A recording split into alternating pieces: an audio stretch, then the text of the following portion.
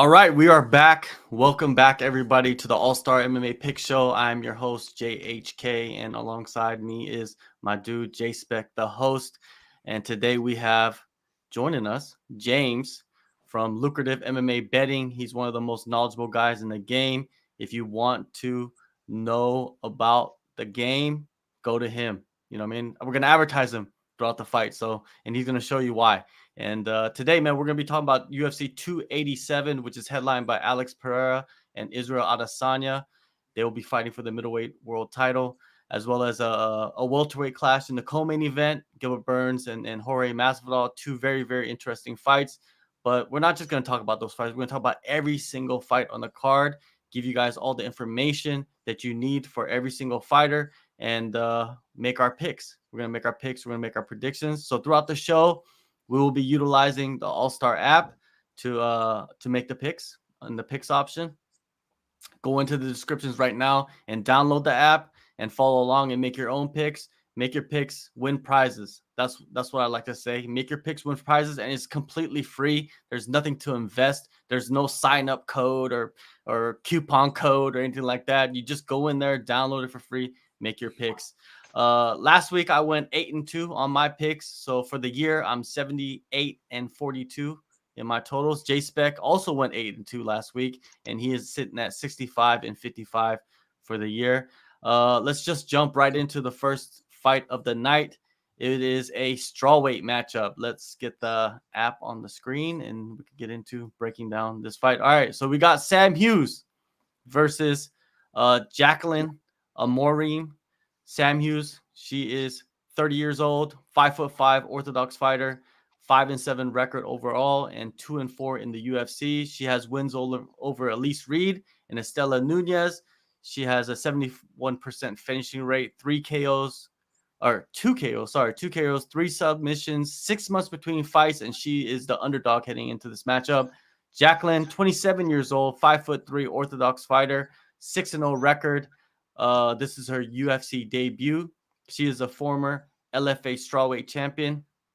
100% finishing rate for her. 1 knockout, 5 subs. She has a 3.5-inch reach advantage, which is going to be interesting. 7 months between fights for her.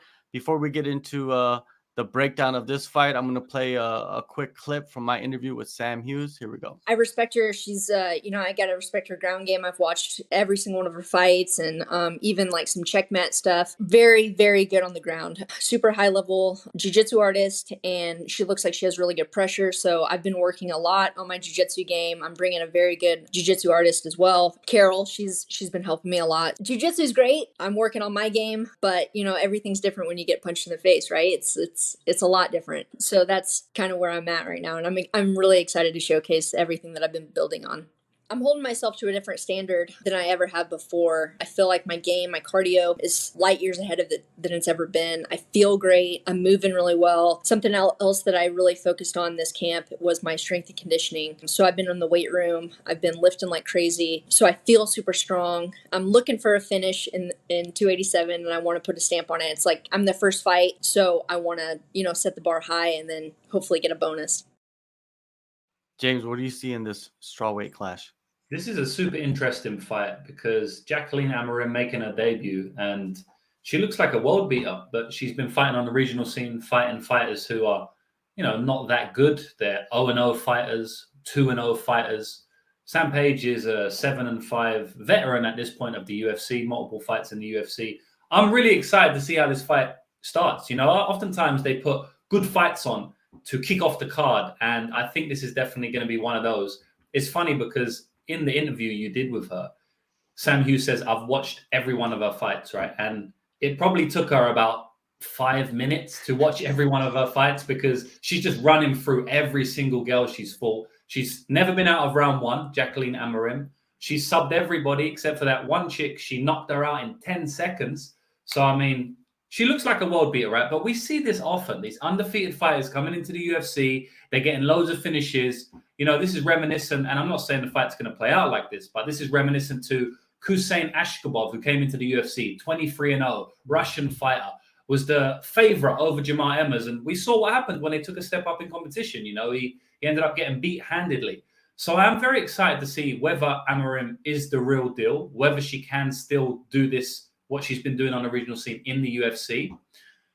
I do lean that Amorim is special. You know, she isn't a fraud, but I mean, Sam Hughes is going to test her, man. Sam Hughes has amazing cardio. It's funny that she says her cardio is better than it's ever been because her cardio is probably one of her best weapons. You know, Sam Hughes is very different than Jaqueline Amorim. Amorim is a specialist. You know, she's a great jiu-jitsu player, was on the Brazilian national wrestling team. By the way she transitions from submission to submission is special. Whereas you got Sam Hughes, she's not a specialist. She's like a jack of all trades. Good kickboxing, nothing special. You know, great cardio, I will say that. Great durability, great heart, I will say that. But just in general, you know, she does everything well. And so I'm very excited to see how this fight plays out. You know, I will pick Amorim as a straight up pick. But, you know, you posted up the AllStar app there, the free app. Go and download that if anybody's watching now. It had the odds at plus 200 for Sam Hughes. And I'm a gambler, as you know, right? So I don't always look to who's going to win this fight. I look to where the odds are a little bit inaccurate. And I don't understand how you can make Sam Hughes this massive underdog when she's the one with all the experience. So I will take Amorim to get another submission win, but I'm super excited to see how it plays out. JSpec, what do you see? Well, I see a lot of the same stuff that was just mentioned. But before I get into what I see, I'm going to share what some people think. Tay Baza says, Amorim is legit. She had a great LFA run. I think she gets the early sub, maybe an armbar. Special Head says, Sam Hughes got this. D Black, Amorim my by favorite prospect this year, first round armbar.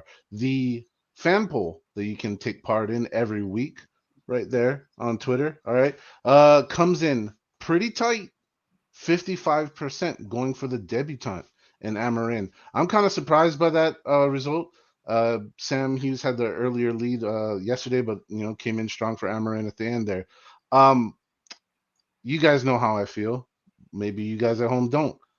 I really am suspect about people debuting with shiny O's on that loss column. I'm also more suspect, like previously mentioned, the level of competition, not the deepest, nobody of note, nobody anybody knows. With that all being said, it kind of pushes me to go with that experience. Last but not least, something that totally doesn't matter, the profile pick. We got one looking good and one looking average, and look up the history of those results. And I'm going with somewhat average. Nothing average about Sam Hughes in the octagon, though. So let's go, Miss Hughes. Before I get into my pick, make sure you guys put your predictions in the chat and I'll throw them on the screen, or just give your analysis of the fight. If you have something, if you have a tidbit, we'll throw it on the screen. No worries. Man, this fight is interesting to me is because you got Amorim, who is like very, very decorated in the grappling, right? She's a submission artist. And when you have someone that's a submission artist, if they go to the ground, there's a chance that they could get a submission. But Sam has only been submitted one time in her career, which is by inverted triangle, which is something that very, very rarely happens. I think there's probably like a less than 5% chance that's going to happen in a fight. Amorim, she has all these different types of submissions in her game, but they're MMA submissions. Inverted triangle is very, very unique. I think Sam's going to be able to neutralize Amorim on the ground and keep the fight standing. And I feel like she's going to ride out a decision win. I feel like she's not like James was saying, she's not like a specialist anywhere, but she knows how to win fights. And I think her camp is going to have her prepared to go in and win this decision. So I'm going to take Sam Hughes in this one because she is the veteran and by decision. I like that. I like that pick. Anyways, let's move on to the next one. The next one, we got what is this? A featherweight clash, right? Between Steve Garcia and Shayilan Nuerdanbieke. Garcia, 30 years old, 6 foot, southpaw, 13-5 record, 2-2 in the UFC. 77% finishing rate, all knockouts, 10 knockouts, 6-inch reach advantage for him. He has wins over Chase Hooper and Charlie Ontiveros. 5 months between fights for him, and he is the underdog in this matchup.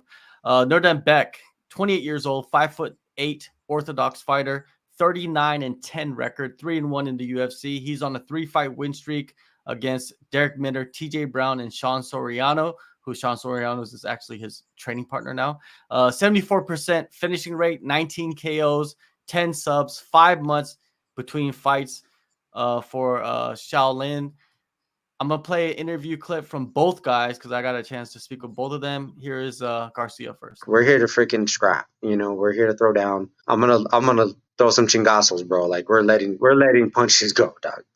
Whether they like it or not, like I said, for the most part it works out good for me, but it's bit me in the ass a couple times. So it's just being methodical in there, just being smart, using my experience, using the veteran in me to go out there and do what I need to do, but just do a little bit better. My expectations is to really just go out there and just kind of not flawlessly knock him out. My expectations, to be honest, is just be violent as possible. Every position he's going to be in, every position we're in, he will be in pain. He's not going to feel good. He's going to be uncomfortable in every position. He's going to be forced to move when he doesn't want to move. That's truly my expectation, and I always see myself finishing. I don't like those, the decision makers, because that means that someone else has to decide if I get my second check or not. Now, we're going to go to Nuerdanbieke. Did you guys know he speaks English? Here we go. I know he is a striker and he has advantage in both height and reach, but I'm also a very well-rounded fighter, so I don't think there's any disadvantage for me. I have enough strength and power, and I think have very big advantage in both wrestling and grappling, so I plan to utilize my advantage. Yeah, I came to Cliff last May, the May of last year. And Meerschaert, he came here after his last fight, right before the last fight.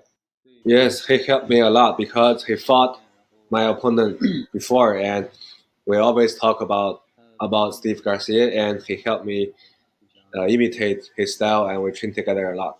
Yeah, I'm sure that I will be more aggressive and I will have a better fight. I will be more excited. Mexico versus China. James, what do you got in this one? This is going to be a banger. Just like the first fight, I'm really excited for this fight. And actually, this card is just full of fights I'm excited for. I think there's one or two fights where I'm like, yeah, I'm not too interested in that fight. But, this is another one where I'm really excited to see how it plays out.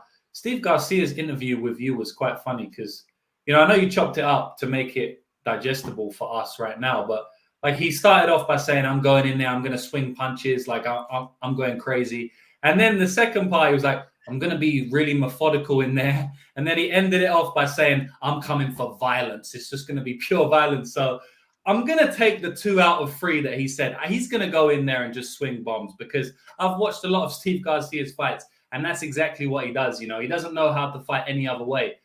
He just prefers to go in and brawl. He's going to throw heavy strikes, like he says.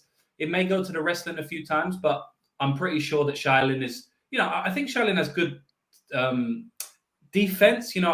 His defense is okay, but I don't think he's going to be able to stop the war that Steve brings. So I do think it's going to be a war. Sometimes someone comes out very aggressive, but the other fighter is so technical they can kind of just evade that aggression. You kind of think a little bit like Sandhagen versus Vera. Sandhagen kind of was able to, avoid some of the pace and pressure. I don't think Shayilan's going to do that. So I think it's going to be a war. I actually like Steve Garcia in this spot. I know we all picked the underdog last time out. I'm actually going to pick the underdog again.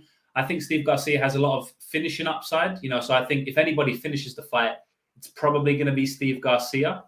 He does go a little bit wild from time to time and he can get caught. So yeah, he can be finished. But I think the majority of the time, who's finishing this fight is Steve Garcia. And he's massive, man. I mean, it is a massive, massive reach and height advantage in this fight. Steve Garcia is 6 foot with a 73-inch reach, and Shayilan is 5'8" with a 68-inch reach. So Steve is going to be massive in there, a big featherweight, and I think he gets the job done. All right, JSpec, what's the people saying? The people making their voices pretty clear on this one. 65% coming in from Mr. Nuerdanbieke. That's as clear as it is. I could go on and on about this, but it's pretty simple. All right, we got one guy who's hot, and we got one guy who's not, who's trying to find his footing in the weight class in the league. If you look deeper into Garcia's 2-2 UFC career so far, He's got 1 win and 1 loss against people not even in the UFC anymore. So how much can you evaluate it? I'm gonna keep it simple. All right, I'm going with the favorite, Nuerdanbieke. Wow. Well, I see Steve Garcia as a guy that's going to go in there, and I believe him as well. I think he's going to go in there and try to throw bombs and try to take him out early. But Nuerdanbieke, man, he's gonna make it boring. That's what I think. I don't even think this fight's gonna be exciting, to be honest with you. I think he's gonna try to make it boring. He's gonna do the stall and lay and pray, like people like to say. I think he's gonna do it. I think he's gonna dip under when Garcia gets wild. He's gonna put him on his back, and he's not gonna go for anything too crazy, because in that interview he talked about how getting that 4th win in a row is going to be so important for him to kind of get a better opponent. I think he's just going in there to get the victory. I don't think he cares about getting fight of the night. And I think Garcia, he fights for the money. So he's looking to get performance bonuses, also to win as well. But I think he's more risky. I'm going to take Nuerdanbieke in this one. I think he gets a decision in this fight as well. Let's move on to the... Oh, this is not even a lightweight fight. This is a catchweight fight. 160 pounds between Trey Ogden and Ignacio Bahamondes. So Trey Ogden, he's stepping in on short notice. He actually had a fight maybe a week ago or 2 weeks ago, and then his opponent pulled out, so he's stepping in. Ogden, 33 years old, 5'11" orthodox fighter, 16-5 record, 1-1 in the UFC. His win was over Daniel Zellhuber last September. 69% finishing rate, 11 submissions, no knockouts, 7 months between fights for him, and he is the underdog in this matchup. On the other side, you got Bahamondes, 25 years old, 6'3" orthodox fighter, 13-4 record, 2-1 in the UFC, 2020 Contender Series winner. Both his wins in the UFC are over Zhu Rong and Roosevelt Roberts. 77% finishing rate, 9 knockouts, 1 submission, 3.5-inch reach advantage for him, and he is sitting on a 13-month layoff. James, what do you see in this one? This is going to be a good fight. I actually like Bahamondes quite a bit. Even on his debut, which it's always tough to fight on your debut in the UFC. I made a video on my YouTube channel about it. A lot of people have octagon jitters, taking a big step up in competition. And he was fighting John McDessie, who's a veteran of the UFC. And he actually fought well in that fight. He did lose the fight, but he actually impressed me in that fight. Once I saw that, I was like, actually, this Bahamondes kid, he might go on to do some good things in the UFC. And I think he is going to do some good things in this fight. Trey Ogden, he doesn't have adequate time to prepare for Ignacio Bahamondes, and neither does Bahamondes to prepare for Trey Ogden. But I think Bahamondes is more of a tricky guy to prepare for. He's very tall, he's massive, he's long, he's rangy, he's got good front chokes, and he just throws so much volume, man. The guy is just a volume machine. He's going to throw front kicks, head kicks. We saw what he did to Roosevelt Roberts. 5 seconds left, and the guy is still throwing everything at him. Ended up getting a spinning wheel kick knockout, one of the best knockouts of the year. And then, what was his fight after Roosevelt Roberts? I think he got another finish. Zhu Rong. Yeah, Zhu Rong. Yeah, and he beat Zhu Rong bad. I didn't think he was going to beat him that bad, honestly. I think I actually bet Zhu Rong as a big underdog, but that I ended up looking stupid in that one. So I think Bahamondes is going to do some of the same. I think he's going to do what I thought Zellhuber was going to do to Trey Ogden when they fought.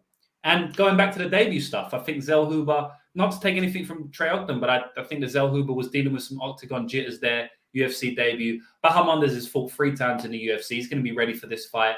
It's at a catch weight, so that gives Trey Ogden, an extra 5 pounds to not have to cut again. But he already cut weight down to 155. His opponent pulled out, I think it was the day of or the day before. So he had already cut weight. It's not good cutting weight twice, even if it's an extra 5 pounds. He's still cutting weight. The guy's not walking around 160, right? So he's cutting weight again. And that's actually a good thing for Bahamondes, in my opinion. Because as I said, Bahamondes is massive. So I already know he cuts a lot of weight. So now he has to cut 5 pounds less. I think he's going to go out there and put on a dominant performance. And I think he could even get Trey Ogden out of there. But if not, I just think he wins a wide decision. All right. Before we get to JSpec, we got some comments here. Hype 3 MMA. Looking forward to the great show. Illinois Bigfoot. Let's get the party started. We got MMA Jesus 420. Let's fucking go. MMA Jesus again. Shy all day. What does that even mean? Shayilan. Oh, yeah. Shy. Okay. All right. He's picking Ignacio via TKO. That's a good pick, man. JSpec, what do you got? All right, we get some comments from the people. Tebaza said Ignacio has really come into his own of late, looking like a great prospect.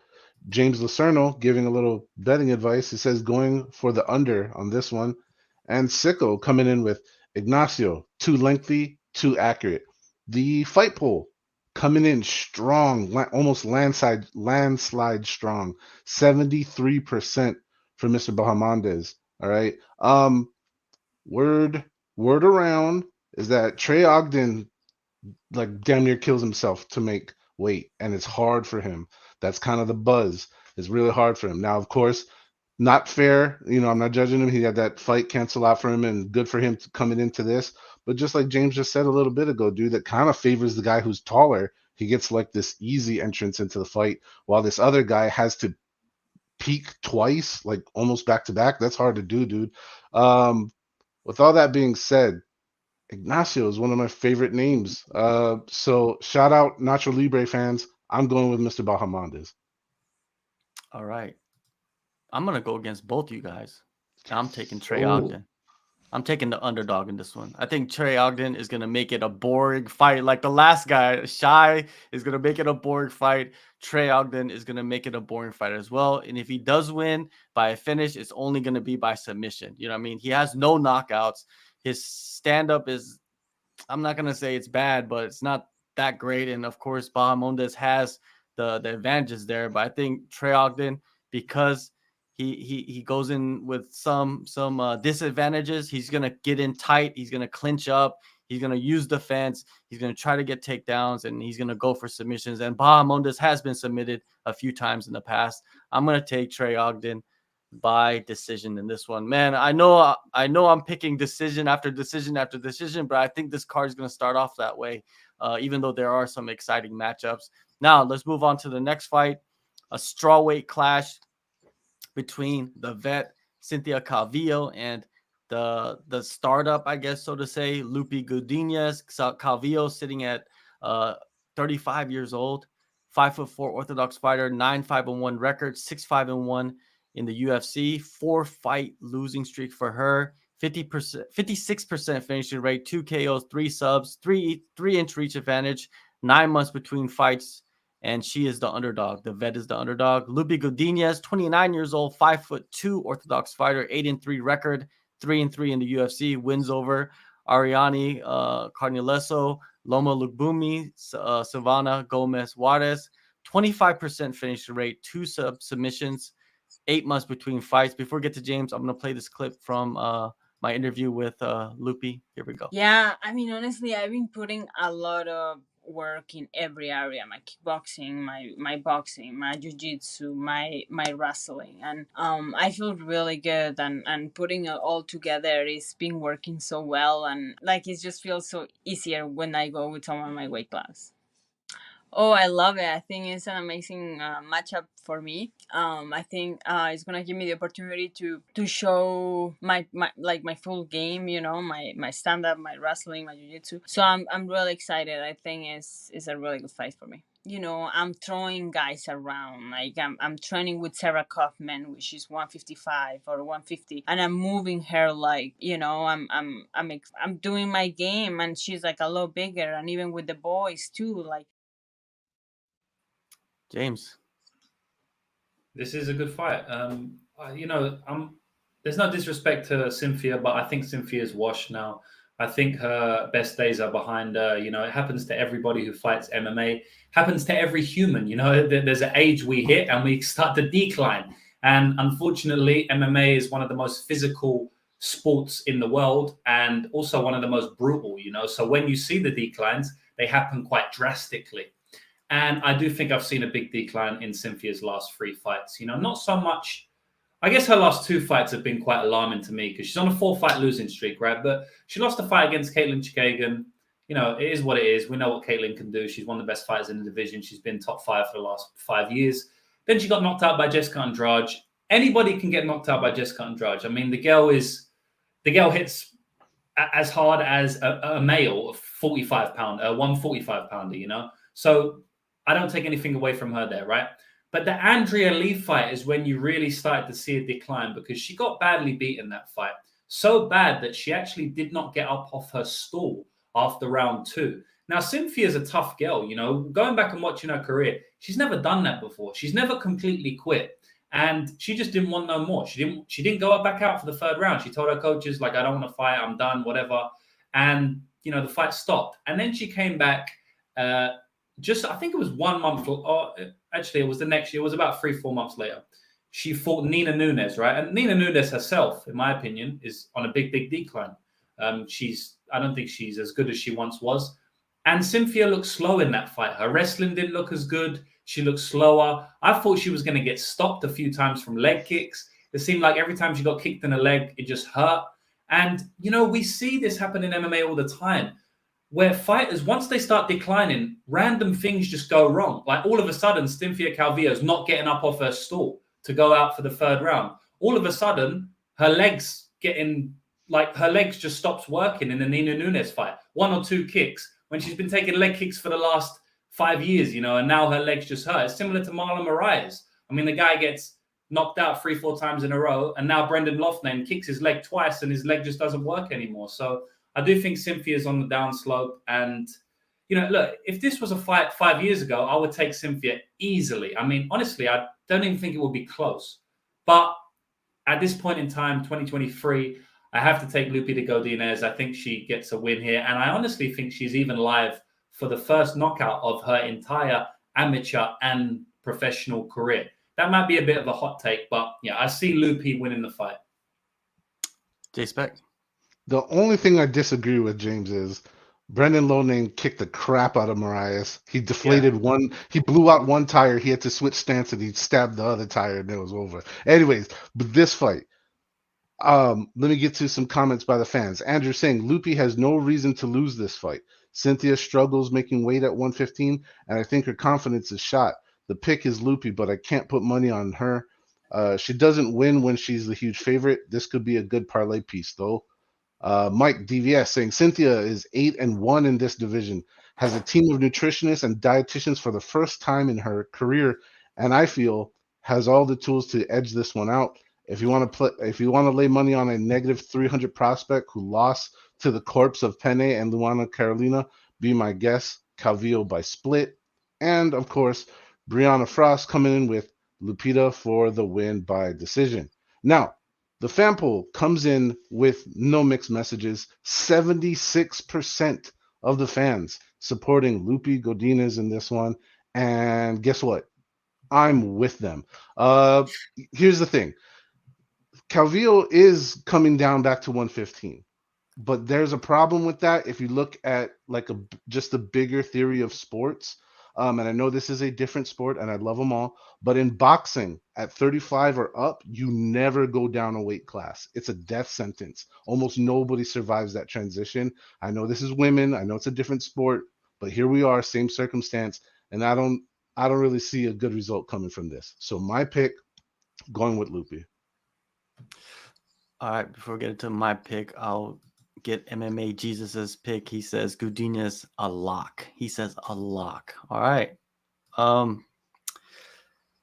You're gonna have to look at the scales, right? You're gonna watch the scales because, like everybody knows, she's had problem with the scales going to strawweight, right? And every time she's missed weight, she's won her fight. So I think she's gonna miss weight probably and win this fight. This is my prediction that she's gonna miss weight. Lupi's gonna take the fight no matter what. She told me. I asked Lupi, like, would you take the fight if she missed weight? And she said, of course. I'm not gonna deny the fight. I was like, hey, Calvillo, she's known for it. I think that's what's gonna happen. I'm gonna take Calvillo. I think people are gonna think I'm crazy, but I'm taking Calvillo in this fight.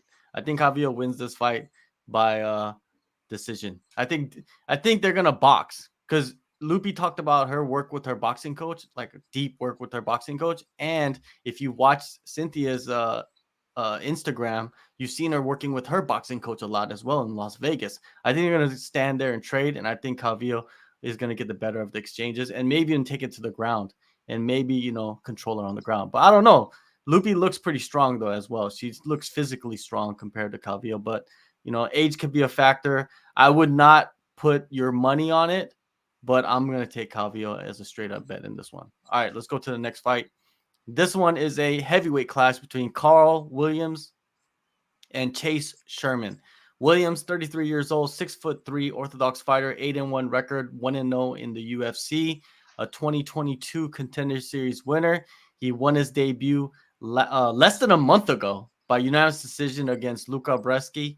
38% finish rate, 3 knockouts. Chase Sherman, 33 years old. These dudes are the same age, but they're in like totally different positions of their career. 6'4", orthodox fighter, 16-11 record, 4-10 in the UFC. Most recent wins are over Jared Vandera and Ike Villanueva. 94% finishing rate, all knockouts, 15 knockouts. 5 months between fights for him. He is the underdog. I'm going to play a clip from my interview with Chase Sherman, and this is what he's talking about. He's talking about like the circumstances surrounding his last fight that he took on short notice. And then I'm coming in and I'm not going to bed till, 1 or 2 in the morning Eastern time, because I've been used to going to bed at like 10 in West Coast time. So it's just that whole transition fucked me. And then I go back out to Vegas and it's an early morning card. And so and it's at the Apex. And so I was just exhausted, man. I really was. And then coming out flat, both my teammates fought right before me, both lost. And it's just I'm sitting in the back by myself because the coaches are out there cornering. And I'm like, man, I just don't want to fucking be here today. You know what I mean? Just like any other jobs, you know what I mean? And it's go out there and win that first round. And then it's just I was just so flat, man. And then obviously he took the second round, and the third round was just kind of it was a close round, but it was frustrating to say the least, James, what do you got, man? Yeah, this is probably Karl Williams' fight. The guy's fighting only 1 month after his last fight, and you have to be careful doing that in MMA. At the highest level, that can bite you in the arse at times. You need ample time to recover, repair, peak. But I don't think he'll have too much trouble in this spot. I mean, Karl Williams is a heavyweight that's going to shoot 10 to 15 takedowns a fight. He has that in him. Any heavyweight is going to shoot 10 to 15 takedowns a fight. I'm basically going to pick him in almost every single fight, until you reach the top 5, top 10. And Chase Sherman's not top 5 or top 10. So I think Karl Williams gets the decision win here. Speaking about the odds are massive. So I don't know if I'll be betting him because you don't get a big payoff. But yeah, I do think Karl Williams is going to win the fight. All right, JSpec. Andrew, with his comment, says, I know we just got to experience a great WrestleMania last weekend, but they decided to extend it out this weekend. Karl Williams will be dominant via wrestling. The question is, can Sherman grind out a decision, or will Williams get him out of there early? The fan poll comes in pretty clear as well. 66% of the fans coming in for Mr. Williams. Now, I totally agree with James on the coming in real quick type of thing and the natural body cycle and science that goes with it. Full respect to that. I think, though, with heavyweights, they can kind of get away with it a little bit more because he has a much wider range of weight to be at. He doesn't have to cut down or anything. I don't think Mr. Williams has to cut anyways. And that was March 11th. We're here almost a month away. Like I said, heavyweight, I think a little bit more excuse. On the other side of it, Chase Sherman, look at his wins. Sorry, this is the most disrespectful thing I'm going to say. They're the worst fighters we have seen in recent MMA history, okay? So, with that being said, Karl Williams is going to win, and that's my pick. All right, we got some comments here. 4 ounce to freedom. Sherman fighting for his job again. Really needs to go back to bare knuckle. Artem MMA, Karl Williams inside the distance. MMA Jesus 420 says Chase via sub. Hype 3, liking Williams to ground and pound a victory. John Valentine, even on short notice, when Williams gets Sherman down, can he get back up? And then he answers his own question by saying no is the answer. Laugh out loud. An interesting tidbit about this short notice fight for Williams is that Williams was actually preparing Chris Barnett for Chase Sherman. They're from the same team. Okay. So you can kind of look into that if you want to, more than you want to. I don't know. Maybe this was all set up for Williams to take this spot, and Chris Barnett was injured weeks ago, right? We don't know, right? We don't know the inside story, but it kind of seems fishy to me. I'm going to take Williams in this fight. I think he's going to probably able to get this finish, right? I think it probably goes into the third round. I think he gets a third round TKO finish in this one. He's just going to take him down, wear him out, and then punch him in the face and maybe get a referee stoppage in this one. Now, let's move on to the next fight, a middleweight matchup between Jared Meerschaert and Joe Pyfer.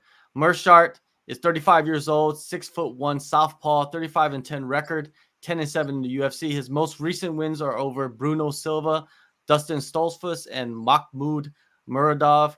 94% finishing rate, 6 KOs, 27 submissions. He holds a 2.5 inch reach advantage. 8 months between fights. He is the underdog in this matchup. Pyfer, 26 years old, 6'2", orthodox fighter, 10-2 record, 1-0 in the UFC, a 2022 Contender Series winner. His debut, he got a first-round TKO over Alan Abmedovsky last September. 90% finisher rate for him, 7 KOs, 2 subs. Man, this is an interesting matchup, I think, man. James, what do you got for us? Yeah, this is super interesting matchup. You know, GM3 is the most unassuming guy because you look at his fight style, you look at the way he fights, and he doesn't look that good, you know, especially early in fights. He looks a bit slow. He gets hit a lot. He takes a lot of damage. You know, he's getting knocked out by Ian Heinisch. Chimaev knocked out in like 15 seconds. I'm not even sure Heinisch is with the company anymore. He might be, but then he's got a 94% finish rate, like you said. The guy has basically finished every one of his fights. He is one of the most dangerous finishers in the entire UFC, you know, but you wouldn't really think of it when you think of Gerald Meerschaert. In this fight, he's fighting somebody who I think has a lot of finishing upside as well. I think Joe Pyfer is a good finisher. I think he hits really hard. He's a good boxer. And he's actually a decent grappler as well. You know, if you go back to the regional scene and watch him fight before the UFC, he's only got 2 fights under the UFC banner, Dana White's Contender Series and then his debut. You know, he's a pure boxer in those fights for the most part. I think he might have got 1 takedown on Dana White's Contenders, but on the regional scene, he's getting a lot of takedowns, you know, a lot of takedowns. And I feel like he might go to a couple of takedowns in this fight as well. I think GM3 is being, again, a little bit disrespected by the betting line, a little bit disrespected by the bookmakers. You can never count this guy out, but you just don't know what you're getting with Gerald Meerschaert, man. Like sometimes Gerald Meerschaert comes out with no durability and he gets hit once and he's knocked out. But then sometimes he takes the hellacious strikes from Mahmoud Muradov. He looks like he's going to be knocked out about 2 times, and he comes back and he gets a finish. And then he goes against one of the hardest hitting fighters in the middleweight division in Bruno Silva, Blindado. And I mean, he just makes it look so easy. It looks like Blindado's not even a UFC fighter. Gerald's a very, very strange fighter to get a beat on. And those type of fighters, you know, it's obvious. Those type of fighters are always hard to call their fights. In this fight, I do actually think he's going to prove everybody wrong again, because, again, as I say, he's a decent-sized underdog. I think he's going to get the win. I think Joe Pyfer is probably going to knock him down early. You know, Gerald likes to take shots early for some reason. I just think Gerald's a much more skilled fighter, man. I really do. I think Joe Pyfer has good boxing and decent wrestling, but I think Gerald Meerschaert has really, really good submission grappling. I think his striking is very underrated. His ring craft is just on another level. I mean, Gerald Meerschaert has had over 50 MMA fights. I think this is going to be his 51st, right? Joe Pyfer is 10-2. I mean, the guy's had like 4.5 times the amount of fights that Joe Pyfer has had. That counts for something in the UFC, you know? And that's why Gerald often gets these wins in fights where maybe he's looking like he shouldn't. Maybe he's looking like the worst fighter. And I think he's going to do it again. I think he's going to use his ring savvy, his UFC veteran craft to get him the win. Although I understand that, you know, he does get knocked out sometimes when he shouldn't. So that's obviously in play. But I think GM3 is going to get it done again and inside the distance. JSpec. All right, let me read some comments. We got one from Full Nelson. Pyfer said that Gerald sucks. He better be able to back that up. All right. Andrew says, don't overthink this one. For Gerald, it's sub or bust. I don't think he has great takedown ability, and I think Pyfer is too strong for him. Dana knows what he's doing. Bet everything on Joe Pfeiffer, winky face. And Brianna Frost coming in with Gerald for the win by submission or decision. He has almost 10 years older than Pfeiffer, but they say age is just a number. This is a close fan poll, not as definitive as the other ones. A mere 53% for Pfeiffer. I see what I did. Some of the stuff James said, not some, a lot of the stuff he said is super accurate, but I'm seeing it the other way. All right. All those fights in the UFC, all that experience. And he's going on his 18th fight for the organization, and he's fighting a guy on his second fight. I smell some production going on, if you know what I'm saying. I don't call fights rigged, but the promotion has people they want to move forward in life, and they have veteran names that people remember and know and respect. And I think it's pretty obvious. We all saw it. Dana White totally loves Pfeiffer for some reason, and this I think is a matchup set up for Pfeiffer to win. And that's basically my breakdown of that. So my choice, Joe Pfeiffer. All right. 4 ounce to freedom. Joe P by KO or GM3 by sub, major toss up. John Valentine has a question. If you're playing GM3, do you play the money line or is it worth it to just play the sub at plus 275? What do you think, James? I would play the money line just because it's already an underdog, right? So they're already giving you a good price. You don't have to fish and make it even better with the sub. You know, money line is like plus 170, sub plus 270. It's not enough of a difference for me to target the sub. Do I think if he wins, it's going to be sub? Probably. But we saw him knocking Mahmoud Muradov all over the place on the feet with the striking. You know, so who knows?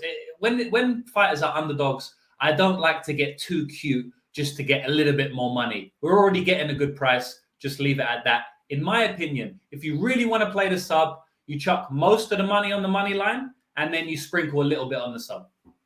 There you go. The recipe. He's giving it out.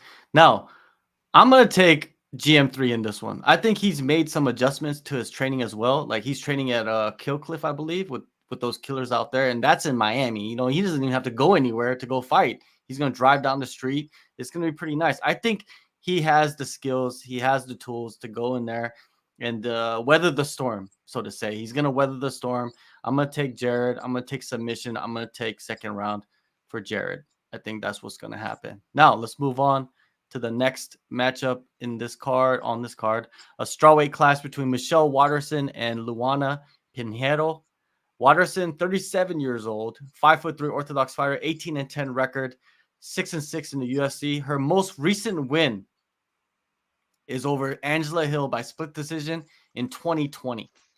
66% finishing rate, 3 KOs, 9 subs, 9 months between fights. She is the underdog in this one. Pinheiro, 29 years old, 5'2" Orthodox fighter, 10-1 record, 2-0 in the UFC.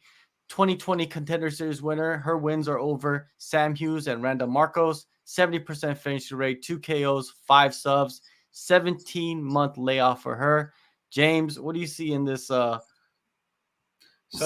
of the ages? That's what you could call it. Yeah, I think like a running theme in this card, like I said, I do think Michelle's a bit washed, you know.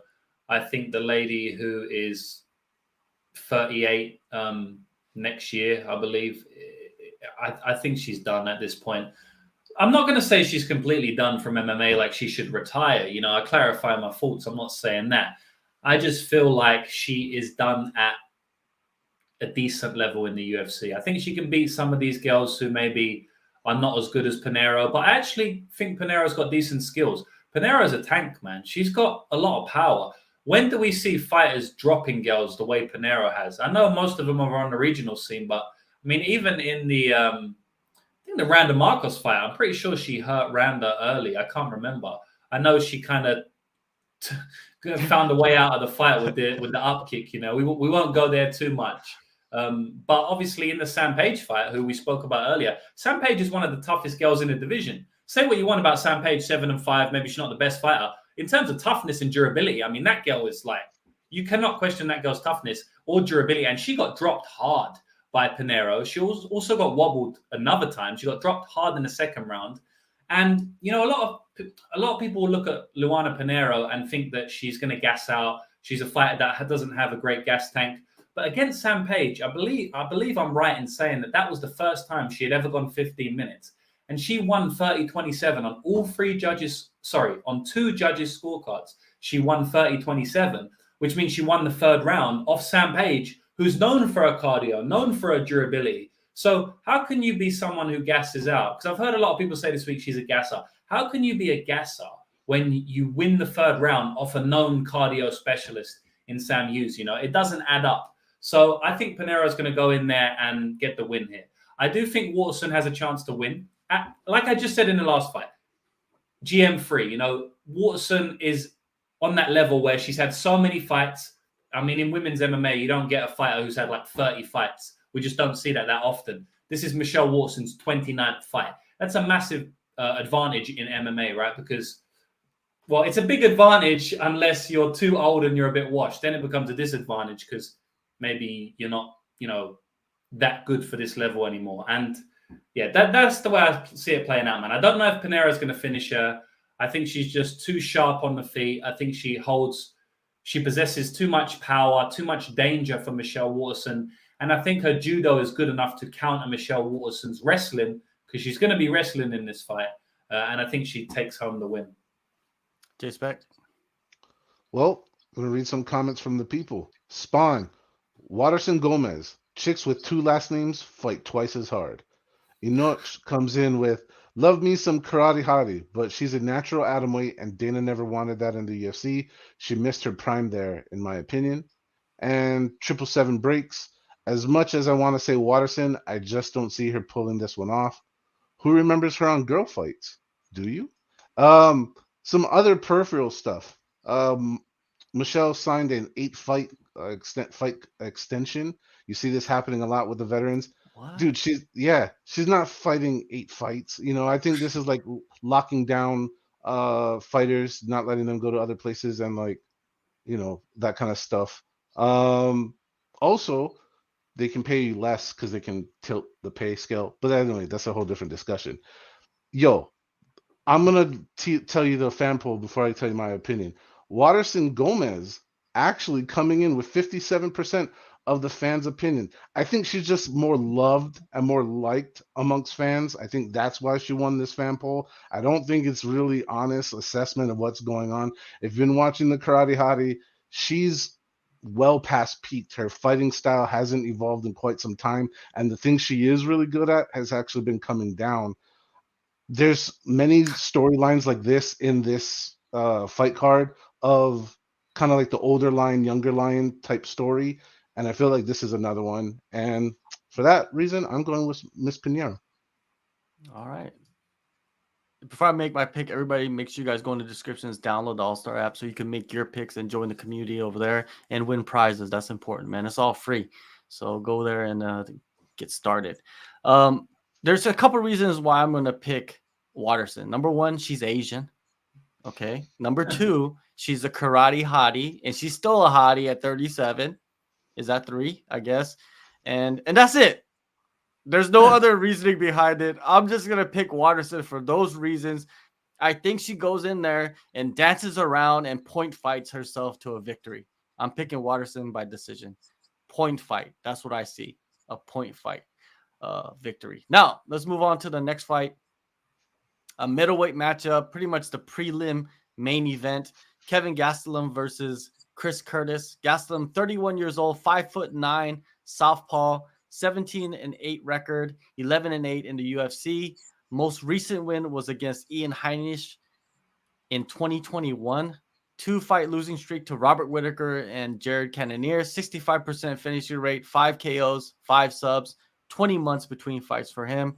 Chris Curtis, 35 years old, 5'10", orthodox fighter, 30-9 record, 4-1 in the UFC. 2018 Contender Series winner, wins over Phil Hawes, Rodolfo Vieira, Joaquin Buckley, and Brendan Allen. That has aged very well for him.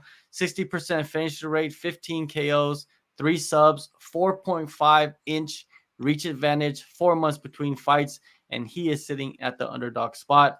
Lucrative, what do you got, man? Yeah, this is a good fight. Interesting line movement with the bookmakers and the odds because Kelvin Gastelum opened up as the underdog. and the market didn't agree. The public didn't agree. They put a lot of money on Kelvin, and now he's flipped to the favorite. So we'll see who was right, the bookmakers or the public. This is a good fight, though. It's hard for me because I think Kelvin's got all the advantage in this fight, right? I think he's got the wrestling advantage. I think he actually has the cardio advantage. I think cardio's, fairly close, but I would say that Kelvin has slightly better cardio, and he has the volume advantage. I mean, Kelvin throws more than Chris Curtis, and he also has just a dynamic striking advantage. I mean, at the end of the day, Chris Curtis is very good at what he is, but what he is a counter boxer, really. I mean, he doesn't throw kicks, doesn't move a ton. I mean, the guy's stationary and just counters very well. He's a very, very good defensive grappler. That's what he can defend takedowns. I mean, he's never been taken down in the UFC. He stuffed 20 takedowns from Rodolfo Vieira, which is a lot of takedowns to stuff, especially from a man like Rodolfo Vieira. He's not a great wrestler. He's a jiu-jitsu guy, but he's very strong. He's built like a brick, the word. And he can easily take people down just with his strength, but he couldn't take Chris Curtis down. So, shout out to Chris for that. But I just feel like Kelvin's got too many stylistic advantages to ignore in this fight. Now, one thing I will say is that there is a potential, like I've been saying, running theme on the card, there is a potential for Kelvin Gastelum to be a little bit washed. I've seen the decline in his last few fights. He's 4-1 and is 1-4 in his last 5 fights. I know he's been fighting the best of the best, but I've seen a decline. I've seen an athletic decline. He hasn't fought in about 2 years, maybe 1.5 years it was. It's been a while. So Chris Curtis has been in there. He's been in the training rooms. He's been in the octagon multiple times. I mean, Chris Curtis has like 4 fights in the same time as Kelvin has 1. And that matters a lot. That matters a lot in MMA. The person who's living the lifestyle more, the person, and maybe he's living the lifestyle, but he's not in training camp. It's a different ball game, Who's been in the octagon more? Who's as I said, who's living that training camp lifestyle more? That matters sometimes. But my pick's going to be Kelvin Gastelum. I think he has some advantages here that I can't ignore, and I think he probably gets it done via decision just because Chris Curtis is very durable. JSpec. All right, I'm going to share Brianna Frost's thoughts. The Action Man for the win. He had a sick KO his last fight in the second round, and I'm biased too. The fan poll comes in strong, clear, I should say. 60% for Mr. Chris Curtis. Now, get ready for this. I love Chris Curtis. He's a good person. We hung out. He's been on the Spaces, our watch party for the AllStar watch party that we do for every UFC event every Saturday. So come on by. You never know what fighter is going to come hang out with us. He's an awesome dude. All right. And besides my love and admiration for him, let's look at fight stuff. Kelvin Gastelum, what has he been doing? I don't know. The last time we saw him was 2021. You have no idea what he was doing. All right. But we can tell you what he has been up to, kind of getting injured. That's what he's been doing. He's been getting injured a whole lot in between there. What is Chris Curtis doing? Kicking ass, taking names, missing up on one fight. Oh, well. All right. This is another one of those fights where one guy's going up and steadily going on, and the other side, we have a big question mark, and most recent activity is just plummeting stock. All right. It's not that hard to figure out. Chris Curtis is going to win. And I don't rarely ever bet because I live in Las Vegas and I'd be homeless if I bet all the time. That's the facts. But I'm betting on Chris Curtis. So there you go. Chris Curtis for the win. Let's go, Action Man. What's up, boy? All right. Brianna Frost, the Action Man for the win. Go check out Brianna Frost's OnlyFans. Some decent content over there. Just a shout out to Brianna Frost. John Valentine, Kelvin has not looked the same since the Izzy fight. He's only 31, but I think he might be on the downslope of his career. It's hard to say about Kelvin Gastelum because he's only 31, right? And we've seen guys make career resurgences in the past. You can never count out somebody, especially at the age of 31. That's like your prime right there for a fighter. A lot of fighters is that 27 to the 33 years old. So it's hard to bet against Kelvin, but there's so many questions around Kelvin. And Chris Curtis, in his last couple of performances, he's looked pretty decent, right? If you look at skill set versus skill set, yeah, Kelvin Gastelum is phenomenally more skilled than Chris Curtis. But when you look at the last couple of performances, Chris Curtis has looked really good, and he seems like he has the momentum. right? That's what I'm looking at as well, is the momentum that Chris Curtis brings in here. If Kelvin doesn't go in there and mixes in the wrestling, if he doesn't, I think Chris Curtis goes in and wins this fight pretty easily, right? With the boxing, even though he doesn't throw kicks. I'm gonna take Chris Curtis in this fight, but I wouldn't even bet this fight though. Like if I had money on it, I would not bet in this fight. I'm taking Chris Curtis just because I just liked how he performed in his last couple of fights. I think he gets the decision in this one. I don't really see a finish in this, even though both guys are very good finishers. Main card time. Before we get into the main card, make sure you guys go in the descriptions, download the AllStar app, and make your picks. The fight to kick off the main event is the fight, or it's not even the fight, it's the fighter that's in it has caused some controversy or some stir or some anger, is because he's only 18 years old. But don't hate on the kid. He's just a kid. The UFC wanted to put him in that position. They're putting him in that position. Don't hate on him. Raul Rojas Jr. versus Christian Rodriguez. Rojas is 18 years old. Like I said, 5'9", switch stance fighter, 7-0 undefeated record, 1-0 in the UFC, 2022 Contender Series winner. His debut, he got a first-round rear naked choke over Jay Perrin last December. 85% finishing rate, 1 knockout, 5 subs. Christian Rodriguez, 25 years old, 5'7" orthodox fighter, 8-1 record, 1-1 in the UFC, 2021 Contender Series winner. His first win in the UFC, a submission over Joshua Weems last October, 87% finishing rate, 3 KOs, 4 subs, and Christian Rodriguez is the underdog. James, is this interesting fight for you, or is it a setup fight, do you think? This is such an interesting fight for me. This is my most anticipated fight on the entire card. And I know that might be a bit of a hardcore nerd MMA take, but I can't wait for this fight, man. I mean, stylistically, this is such a delight. We got Raul Rosas Jr. coming in, looking like the next Khabib, like he's taking everyone down, just dominating everybody. Went to decision on that one fight in the Contender Series, but I mean, the guy had his back for like 15 minutes. He dominated the fight. Did get put in a guillotine, reversed a couple times, which is interesting, but the guy looks legit. You know what I mean? Like, you say, is this a setup fight? Well, if it is, they're setting him up for a reason, because they think he's special, because they think he's legit. He's obviously young, but his skill set looks very good. On the other hand, though, C-Rod is legit as they come, man. Christian Rodriguez, I remember when he stepped up on short notice to take on JSP, who is absolute freak wrestler, one of the best wrestlers, not even close, one of the best wrestlers in the entire featherweight division. I mean, JSP is a beast, and he's like a lightweight. I don't know how he makes featherweight. The guy is massive, and he stepped up on short notice, C-Rod, and he won. He almost won the third round. He had a good third round, rocked JSP a few times, put him in a couple of deep guillotines. I mean, he fought really, really well in that fight.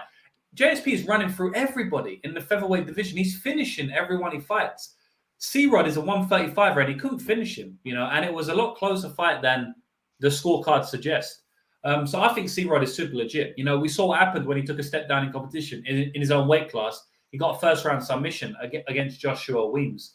In the Contender Series, he fought Junior Cortez, which is Tracy Cortez's little brother. Just had a good knockout on the regional scene. I think it might have been CFFC the other day. So shout out to him, because he's a good fighter. Might be working his way back into the UFC one day. And C-Rod shut him down. It made him look like an amateur. I mean, he easily won that fight. I think C-Rod is legit, man. I think people are sleeping on him. And I think that he's actually going to pull off the upset this weekend. Now, I'm a bit scared to go against Raul Rosas Jr. I do think, the UFC, I guess, want him to win. But, man, people say that all the time. At the end of the day, it doesn't matter who the UFC want to win. I do tape study. I look at who's the better fighter, and I pick who I think is going to win. How many times have we seen the UFC try to set someone up and it backfires in their face? Happens all the time. I think back to Macy Barber, Roxanne Modafferi back in the day. And if you gave me 5 minutes to actually think about it, I could probably tell you 50 names of the times UFC had tried to set fighters up and it doesn't work. In this fight, I think it's a very close fight, man. I think this is a coin flip. I do think Raul Rosas Jr. is going to get his wrestling going. I do think he's going to take down Rodriguez. He might even get his back. I just believe in the scrambling ability of Christian Rodriguez, and I think Christian Rodriguez stylistically is going to be able to use his jiu-jitsu and specifically his front headlock series, which is very good. He's got a very good guillotine, front choke, anaconda das, all of that. He switches it up really well. I think he can use that to combat some of Raul Rosas' takedowns to kind of sweep, reverse position, maybe even get a submission, or at least make Raul Rosas disengage. And on the feet, I think Rodriguez is levels above Raul Rosas on the feet. So I'm going to take Christian Rodriguez. I concede that it's a very close fight, almost a 50-50 fight, but I think C-Rod's going to shock a lot of people in this spot. There you go. JSpec. I agree with so much of what James just said. I think C-Rod is super legit. Here's the problem. Rojas has literally made, even though it's a short and beautiful career so far, look up his record, look up everybody he's been fighting. The dude's progress is not against cans. He's always fighting an older guy with more experience who's in their prime physically as well. He's literally always fighting uphill and killing it. Even in that Dana White Contender Series fight, he was going against a guy who's really credited and all that, and he found a way to win. The guy is a winner. He's young and stuff, but I can see C-Rod spoiling the story, effing up the show, kind of playing spoiler. I really do. The fans, though, coming in loud and clear, landslide conclusion to this poll. Rojas Jr. getting 80% of the fan support on this poll. And I hear you, James, but I know you can pick up some parts where the UFC shit the bed when they picked the wrong guy to get behind, but dude, they know who their princesses are, and I just disrespected so many fighters right now. They know who to go with, and I don't think I've ever seen a guy so young also debuting on a pay-per-view, like all this stuff. This would be like the king shit the bed. If all the shit the bed moments you mentioned, this would be the all-time most shit on the largest bed of all time if this doesn't go through. I reckon Sage Northcutt was a bad one. Not to cut you off. Sage Northcutt was similar. Young. Fair enough. I'll meet you in the middle with Sage or Sick there. But so with that being all said, I really kind of you know what? I'm gonna tell the whole story just in 2 seconds. I picked C-Rod, and then right before the show, I jumped the fence and went back to Rojas. So Rojas is my pick. All right. We got a Rojas fan because he's just angry. He's like, fuck you all. Fuck you so hard. Fuck. MMA Jesus 420. You should do the scene out of, Half-Baked? No, the print. Oh, damn. I forgot the great film, The Prince, when Eddie Murphy. Made in America? Yeah, Made in America. And he's on the balcony and he's like, fuck you too. Yeah. That's how I feel. Yeah, for sure. RJ all day. West Coast saying the Mexican is going down. The one, he's angry still. JSpec is like a donkey. He's a freaking donkey. He's fucked up by a donkey. And the one again, hey donkey face, shut up, just shut up. So I guess the one is probably Rojas's cousin, brother. Maybe even it's Rojas. You know what I mean? Maybe he's got a burner account and he's angry at all of us. Now with this fight, I agree with James and I think this fight is so close. It's closer. I think people are just clouded by the hype behind Rojas Jr. And I'm saying his name wrong, but that's just like the way I like to say it. But anyways, I think they're clouded, but I think this is going to be similar to his Contender Series fight. I think it's going to play out kind of similar. They're going to be going crazy at each other. It's going to be sloppy as shit. Like they're going to be all over the place. But from my sources in Vegas that trained and saw him train with UFC fighters, before he wasn't even fighting in the Contender Series, he was a teenage. He's still a teenager, but he was like 16, 17 training in Vegas with UFC guys already in the UFC, and he was mopping those guys, mopping them as a 16, 17-year-old. And I think he's only gotten better since then. This is a very close fight. Rodriguez is very skilled. I would not be surprised if Rodriguez goes in there and sparks him in the first round because he does have that talent. But I think Rojas is going to slow it down and grind it out. And it's going to be sloppy at parts, but I think he gets a decision. I like this. I like Rojas by decision, man. I think that's what's going to happen in this fight. But it's very interesting, man, that they put these two guys together. Anyways, next fight up, welterweight. banger between Kevin Holland and Santiago Ponzinibbio. Holland is 30 years old, 6'3" orthodox fighter, 23-9 record, 1 no contest, 10-6 in the UFC. 2018 Contender Series winner. His most recent wins are over Tim Means and Cowboy Oliveira. Back-to-back losses to Chimaev and Wonderboy Thompson for him. 83% finishing rate, 12 KO, 7 subs. He has an 8-inch reach advantage in this fight. 4 months between fights for him. Ponzinibbio, 36 years old, 6-foot orthodox fighter, 29-6 record, 11-5 in the UFC. His most recent wins are over Alex Morono and Miguel Beza. 76% finishing rate, 16 KOs, 6 subs, 5 months between fights. He is the underdog. James, what do you see in this matchup? Yeah, running theme on the card. I think Ponzinibbio is washed. You know, he's seen his better days. I think it's pretty obvious to see. Even in his last fight against Alex Morono, he got wobbled in every round of that fight, which it's not great to get wobbled in every round by Alex Morono. It seemed like anytime Alex hit a clean shot, he was wobbled. You know, in round 1, he got dropped. In round 3, he did the stanky leg. And in round 2, he was hurt. And he still ended up getting the win. So shout out to Pons, because at the end of the day, he's always got power. And that's the last thing to go, right? We know that. Even there's an older fighter, an aging fighter, someone who may be washed, he's still always going to have power, you know. So there is a chance that he's able to knock out Kevin Holland here. You know, it's an MMA fight. It's a fight at the end of the day, 4-ounce gloves. And I never actually thought I'd be saying Kevin Holland is coming into a fight off 2 straight finish losses, because the guy is one of the most durable I've ever seen. I mean, the guy takes crazy punishment and, I mean, hardly ever gets wobbled. You know, but the thing is, he was fighting 2 specialists, right? Chimaev with the MMA grappling, and then Wonderboy with the striking. And when you fight specialists, you can get finished specially, you know, and that's what happened there. But even in that Wonderboy fight, I mean, he hurt Wonderboy a couple of times.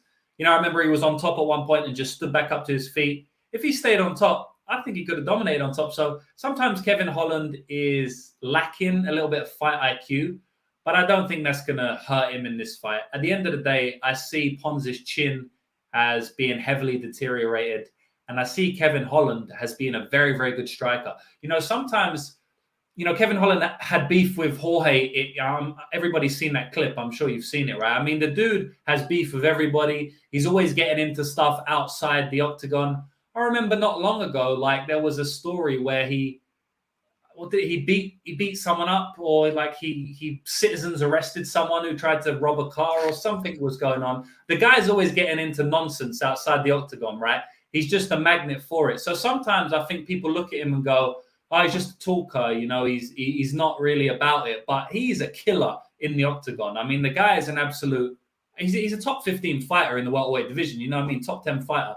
And I think he's going to knock out Santiago Ponzinibbio this weekend. And I think he's going to do it brutally. JSpec? First off, Kevin Holland is a hero and an American citizen dream, an icon of what we all aspire to be outside of our daily lives. He stopped an active shooting before it got active, and he stopped the active carjacking. That guy has a whole career in superhero work when he's done with fighting. Anyways, Kevin Nicholson coming in with a bit quick of a turnaround for Holland after his last fight versus Thompson, where he fractured 2 bones in his hand. Have to assume he's fully healed, but it wasn't a minor injury. Now, this opinion I respect a lot, because Kevin Nicholson is our human x-ray. He's licensed physical therapist specializing in sports medicine. You can go and see, he even has the x-ray picture and stuff. Go check out at MMA Injury on Twitter. Now, Champ Style says Kevin wins by ninja shit, but I've said this before, and then he has a questionable face. Brianna Frost, Holland lost his last 2 fights to Wonderboy and Chimaev. I think he is a great sport for taking the Chimaev fight last minute when Diaz was supposed to fight him. 23-9-1, with that one being a no contest, is a solid record, but Santiago is strong, 30-6. Kevin's also younger with an insane reach advantage. Go Holland. So thank you for that breakdown there, Bree. Yo, just like James said, Ponzinibbio, love the guy. He's great. But Kevin is probably the more fresher fighter at this point. 77% of the fans feel like Kevin Holland's going to get the victory in this match. and I am with them. And that's all I can say. Go Holland. All right. Now, this is how I envision the fight happening. I see Kevin Holland going in there and using his reach, of course, man. But his hands are really low, but he's gonna be able to land on Ponzinibbio, but he's gonna break his hand again. And then when he breaks his hand again, he's gonna be relying on just one hand, and that's when Ponzinibbio is gonna knock him out. I'm taking Ponzinibbio by knockout in the second round. You could call me crazy, but that's my pick. Anyways, Very let's go to the reasonable. next one. Let's go to the next one. Battleweight clash. This is a banger. This is a like legit, like the one that I'm excited about more than almost all the other fights, even though there's some great fights on this card. It's Rob Font versus Adrian Yanez. Font, 35 years old, 5'8" orthodox fighter, 19-6 record, 9-5 in the UFC. His most recent wins are over Cody Garbrandt and Marlon Moraes, but he is sitting on back-to-back decision losses to Jose Aldo and Marlon Vera. 63% facial rate, 8 KOs, 4 subs, 11-month layoff for him, and he is the underdog in the matchup. Yanez, 29 years old, 5'7" orthodox fighter, 16-3 record, 5-0 in the UFC, 2020 Contender Series winner, 9-fight win streak. He has wins over Tony Kelly, Davey Grant, and Randy Costa. 75% finishing rate, 10 KOs, 2 subs, 10 months between fights for him.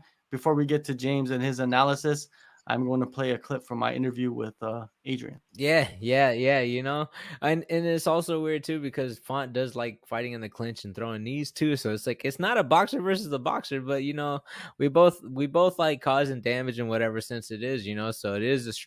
I would like to say it is a striker versus striker, but if I'm gonna say.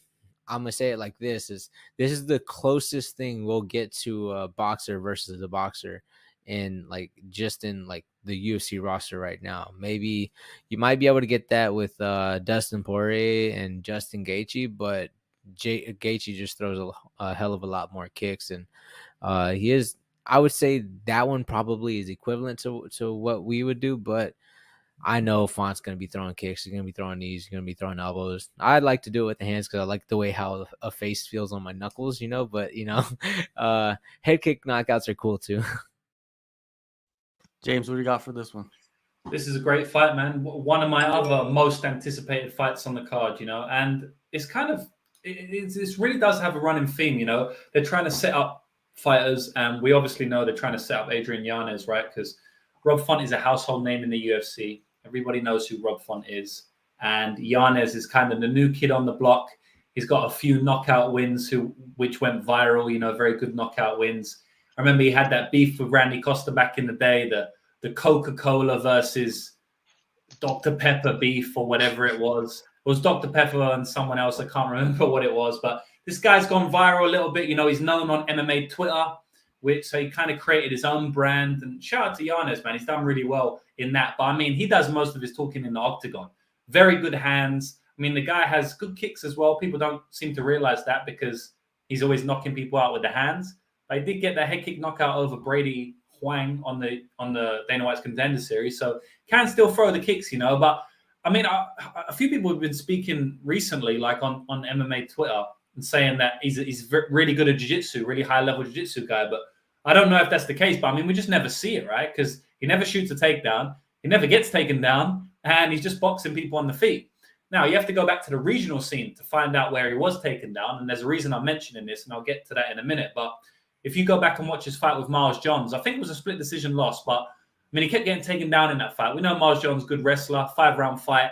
And I actually have a sneaky suspicion that Rob Font's going to try and wrestle Adrian Yanez in this fight because we know that Rob Font has took a year off, which is good, right? But the reason he took a year off, in my estimate, is because he got absolutely dumpstered twice in a row and almost knocked out about 7 times. And I'm not being hyperbolic for any reason there. It's actually the truth, right? He almost got knocked out 7 times in a row over 2 fights, right? He got hurt badly. He got dropped 3 times by Vera, and he got dropped twice by Aldo and wobbled another time. So those are big punches, big amounts of damage to take in MMA. And I have a sneaky suspicion that his chin is, I mean, it's not a sneaky suspicion because it's kind of obvious, right? He's been dropped 7 times in a row. But I have a suspicion that his chin may be deteriorating. I don't think his chin was ever Yanez level. I think Yanez has a really, really high level chin.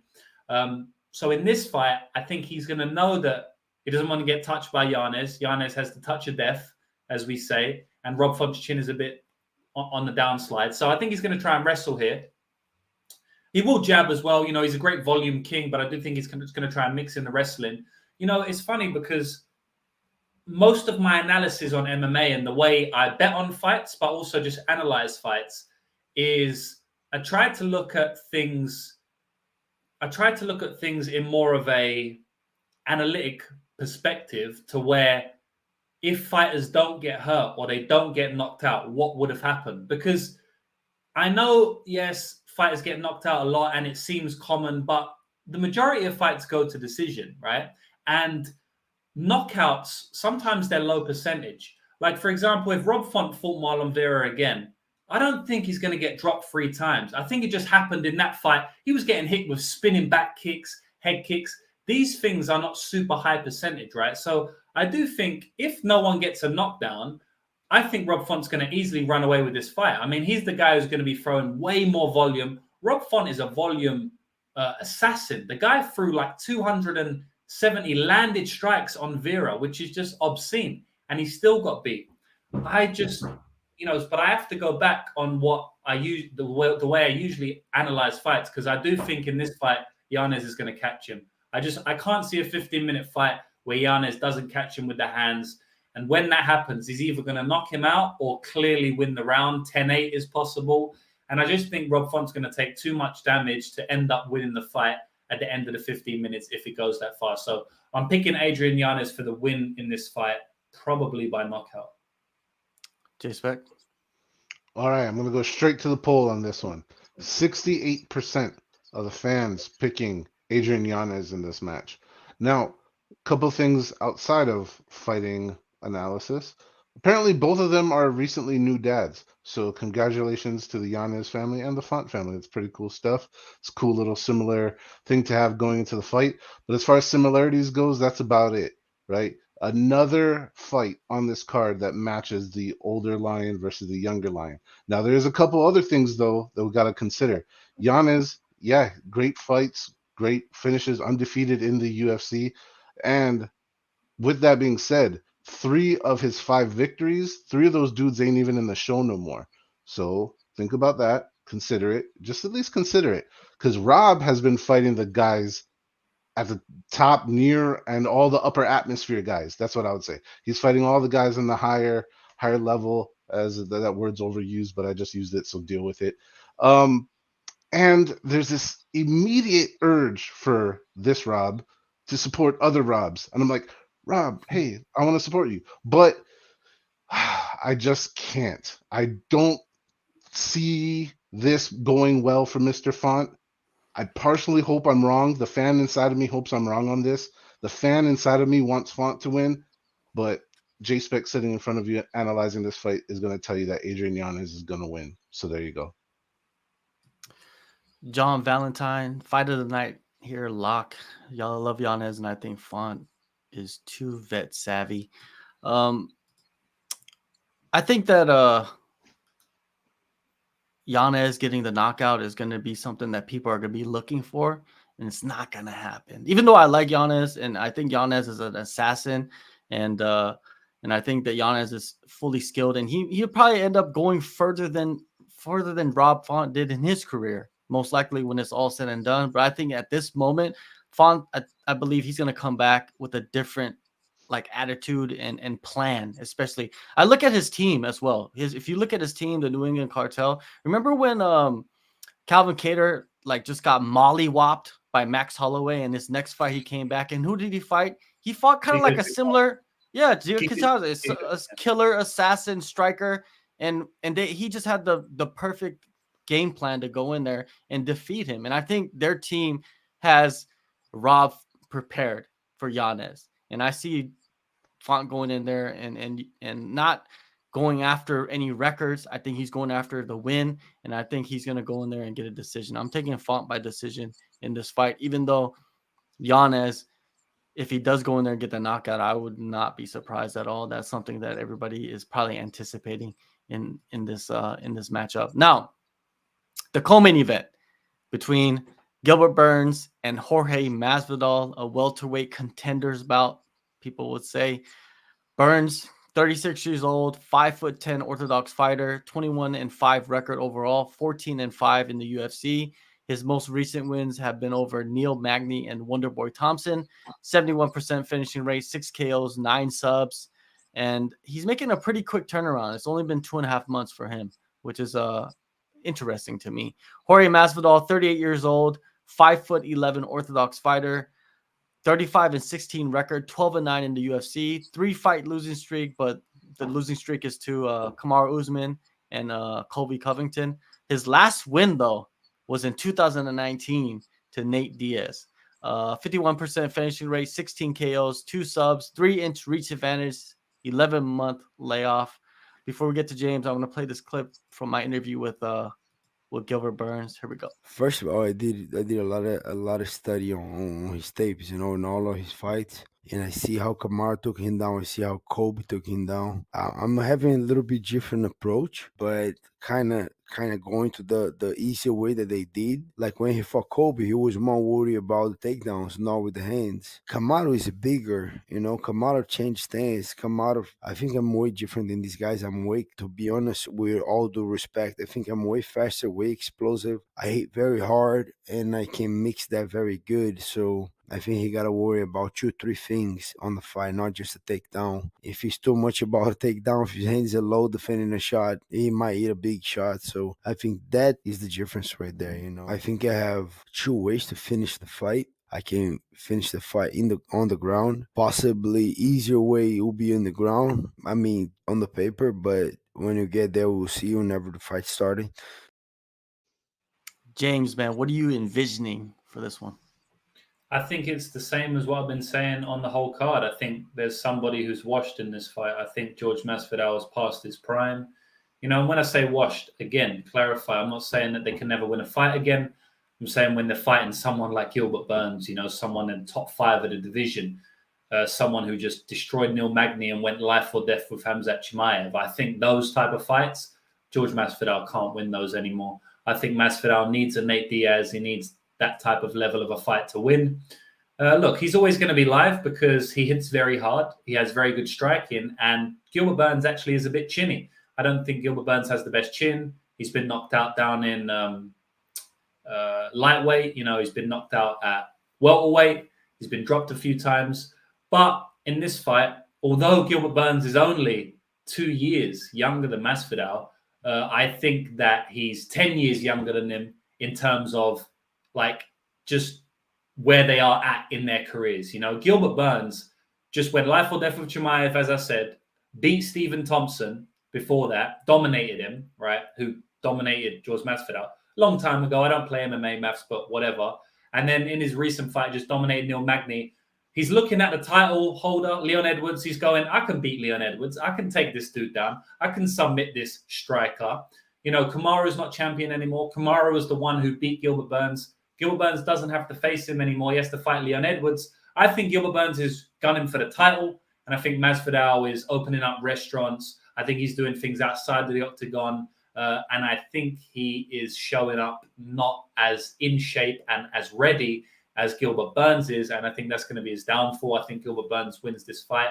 Don't know if he finishes Masvidal because Masvidal is one of the toughest guys we've seen. We saw Damian Maia had his back for 10 minutes and he couldn't submit him. And we've also seen him never be knocked out apart from, I think, one time in the early days. And then obviously against Kamaru Usman. He does get dropped a lot, but he's very tough. So I don't know if Gilbert's going to finish him or not, but I think Gilbert wins the fight fairly cleanly. JSpec. I want to touch on that wonderful interview you did with Gilbert. There's a portion of it he said he likes working undercover. That means, if you guys didn't catch the question from JHK, is he was asking him about his dark horse role once again in the division, and that was his response. I thought it was really clever, and I think it shows where his head at, where his focus is at. He's a one step at a time kind of guy, And that gets you places. That kind of diligent focus gets you places. Believe that. Now, I'm going to share some comments from the fans. We got a good number of them, so just hold on with me. And if you want your voice heard, get it right here every Wednesday through Thursday until the show starts. The polls, put your comments in the polls, and we can get you shouted out. Mike Hill saying, "My heart says Masvidal, my head says Masvidal is a punch ticket." Von Whedon, Masvidal wants to retire, be a promoter and a salesman. All Elite, I think Masvidal is going to get dominated, and this fight won't be close, which will likely be the end of him putting his gloves. Will end with him putting the gloves in the center of the octagon. I'm a baller. Jorge with the shocker KO in round 1, and I collect a big old bag of cash on those odds. And then Brianna Frost coming in with Gilbert Burns for the win. How can you not love that guy? He's fought some of the best fighters, including Usman. I predict he'll get a knockout or win by decision. And the fighting poll coming in loud and clear. 76% of the fans showing their support for Mr. Burns. Now, I'm going to share with you some 8th grade science, not math. When a star is dying, some stars just blink out and other stars supernova, right? They dwarf and that is what happened with Masvidal in 2019. He was already late in the game. He was already pretty much a well-written career with lots of good accolades. He had a magical moment, a little and everybody's holding on to it. The year's 2023, and that magic is gone, folks. Sorry to say. It's Gilbert Burns in this matchup pretty easily. And that's my John Valentine says, crowd will be cheering for every Masvidal strike. If Burns doesn't finish him or dominate him on the mat, I could see Masvidal winning a bad decision. That could be a factor, right? That could be a factor. I think this is what happened with Burns. And I agree with a lot of things that James said and what JSpec was talking about as well. I think this is what happened after the Chimaev fight, when he like went in there and he wanted to entertain the fans and get into this war. He had to sit down with his family, especially his wife. And his wife told him ahead of the Neil Magny fight, it's like, you got to go in there and not get into the wars anymore and go in there to win your fights. Use what you are strong at and dominate. And that's why he went in there and he took Neil Magny to the ground and strangled him. And I think that's exactly what's going to happen in this fight as well. I think Jorge, he's not as prepared as he was when he fought Damian Maia, I believe. Like James was saying, he's got so much stuff that's going on outside of the cage. He's more worried about like showing his guns off than he is probably training. I'm pretty sure he's training hard. It's just not to the same level as he was training for the moments that he had a few years ago, like the Ben Askren fight. And if you look at him right now, he doesn't look nothing like he did a few years ago physically. So I'm taking Gilbert Burns by submission in the second round. I think Masvidal's, gritty enough. He's a vet. He'll survive the first, but the second round, he's going to get his neck taken in that matchup. Now let's move on to the main event, the final fight of the pay-per-view. It is for the middleweight title, Alex Pereira versus Israel Adesanya. Pereira, 35 years old, 6'4" orthodox fighter, 7-1 record, 4-0 in the UFC, 7-fight win streak. His most recent wins are over, of course, everybody knows Sean Strickland, Bruno Silva, Israel Adesanya, 86% finishing rate, 6 knockouts. He is the underdog as the champion. Israel Adesanya on the flip side, 33 years old, 6'4" switch stance fighter, 23-2 record, 12-2 in the UFC. His most recent wins are over Jared Cannonier, Robert Whittaker, and Marvin Vettori. He has a 65% finishing rate, all KOs, 15 KOs in his career. James, give us some insight, man. Great fight, great main event. The 4th time these guys are fighting, and I'm still super excited for it. They could probably fight 10 times, and I'd be as excited for it because they're so evenly matched. They're both 6'4", both have an 80-inch reach. I mean, it's quite funny, same weight class, fought 4 times, both glory fighters, ex-glory fighters, kickboxing world champions, whatever you want to say, great strikers. It's going to be a real good fight, man. I think that I understand why Israel's the favorite, even though he's lost 3 fights. You never really see that. You don't see a guy who's like 0-3 against someone and he's still the favorite. Just shows you how much people respect Izzy's skill set. And if you actually look at the fight in the whole, if you look at all 3 fights, and I've watched all 3 fights multiple times, and if you look at all 3 of those, Izzy has won the majority of the minutes. Izzy's won about 65, 70% of the minutes of those fights. but he's 0-3, right? So it just shows you that Alex has the touch of death. You know, he's got that left hook. The left hook is insane. It's like nothing I've ever seen before in MMA. I did a tweet earlier. I said Alex's left hook is the new Crow Cop left high kick, right? Because it's like one weapon that just supersedes all of his weapons. You know, people want to comment like, no, he's got good right uppercut and stuff. Listen, his left hook is miles above any of his other strikes. You know, it's the touch of death. It can't be called anything else. One touch and it's done. And if you go back and watch the last fight, Izzy and Alex Pereira, yeah, he knocked him out with like a flurry, but it was a left hook that really, really basically ended the fight. You know, after he hit the left hook on him, the fight was ended. So is he going to catch that left hook again? I mean, it's definitely possible. It's quite funny to think because Izzy said in his interview, I'm sure you guys watched it, wasn't in the press conference, I don't think, but it was in the interview. I haven't watched the full press conference, but I saw a clip of Izzy speaking about his game plan. And it kind of let slip that he was going to put him on his back. That's what he said verbatim, right? So is he going to go out there and get takedowns? In my head, it's like, you're a kickboxer, you're a man, you have ego. Do you really want to just win like a grappling decision? Like, I'm pretty sure you want to knock this dude out. Then in other interviews, he's like, I'm going to knock him out worse than he's ever knocked me out. So it's just going to be interesting to see if Izzy's going to go in there with a different game plan. Because I know the City Kickboxing boys are out here in Auckland, right? And I've trained at City Kickboxing multiple times, and I know that their game planning is very elite, right? So it will be interesting to see if he does that. But the way I see the fight playing out is like, it's a 50-50 fight, man. It really is. I mean, go back and watch all their first 3 fights. It's 50-50. I'm going to pick Alex Pereira just because I think in a 50-50 fight, the guy with more finishing upside, you kind of lean him. And that is Alex Pereira, in my opinion. But Izzy already almost knocked this dude out twice. He can definitely catch it. I'm rooting for Izzy big time. But overall, I will pick Alex Pereira to knock him out. But I'm not confident at all. Like I said, 50-50 for me. JSpec, 50-50 for you? Absolutely not. Dude, back in the history of fighting, I'll give you a small history lesson. There was an all-time fighter of his era, his name Muhammad Ali. Came across a guy with a killer left hook. His name is Smoking Joe Frazier. The left hook ends eras, and that's just what it is. Alex Pereira is a great striker, and he doesn't spam his money punch. That's the best part about him.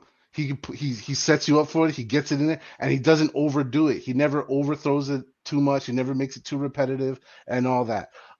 Real quick, Brianna Frost saying no, sorry, wrong one. Heart says Izzy, head says Alex. This is do or die for Adesanya. He needs to follow through after a hard punch that lands and attack, be aggressive, and for bloody's sake, protect his face so Alex doesn't knock him out again. Let's be controversial and say Izzy by knockout.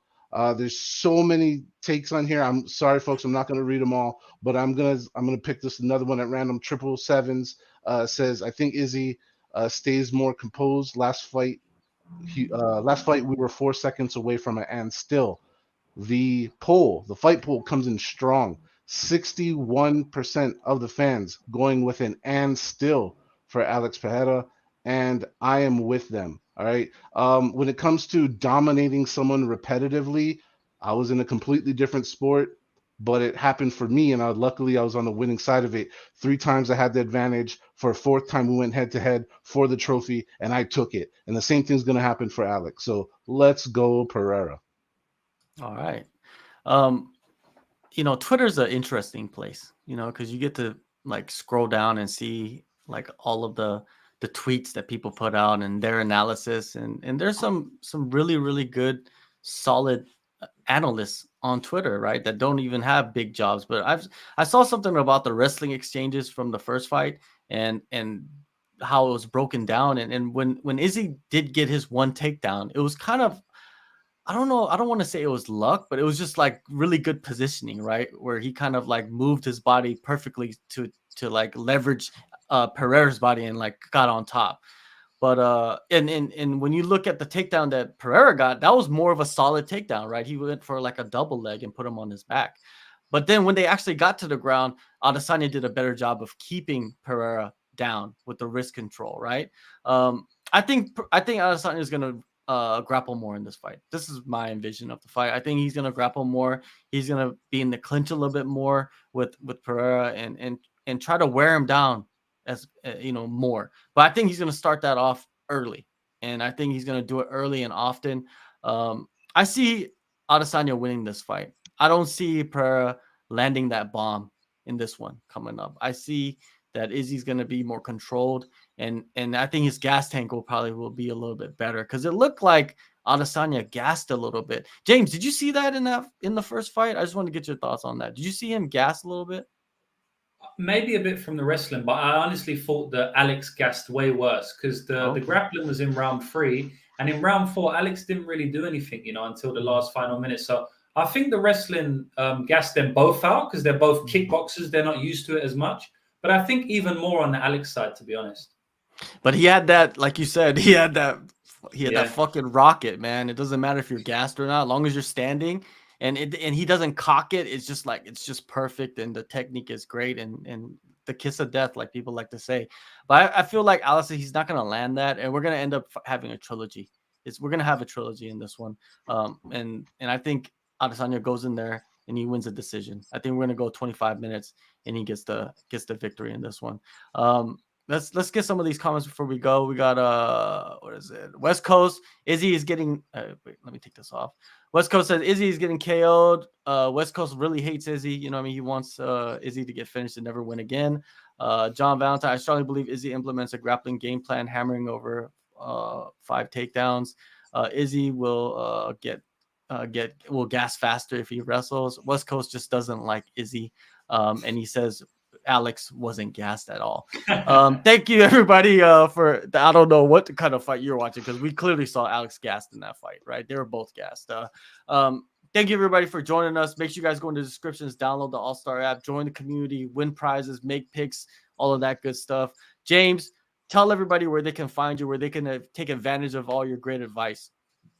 Yeah, man. Thanks for having me on JSpec, JHK. It's good when we disagree, because it makes things interesting. And I'll just say, though, if everybody follows JHK's picks on this card and they all win, you're going to be rich because you pick like 80% of underdogs, man. And you were saying that before the card. So it'll make for an interesting card if all of those underdogs hit. But yeah, anybody who wants to come follow me, it's Lucrative MMA on the socials, Instagram, YouTube, Twitter. I've been putting a lot of YouTube content out lately. I did an interview with Nathaniel Wood 2 days ago, which is good. Nathaniel Wood, fellow Londoner like me. So we just bullshitted about life and MMA and stuff for an hour. So go check that out because I think people will enjoy that. And yeah, I have a handicapping service where I help people make money from betting on MMA. So we are one of the best MMA gamblers in the entire world. We've won for the last 5 years, third-party tracked, lots and lots of money. We do it almost every week. So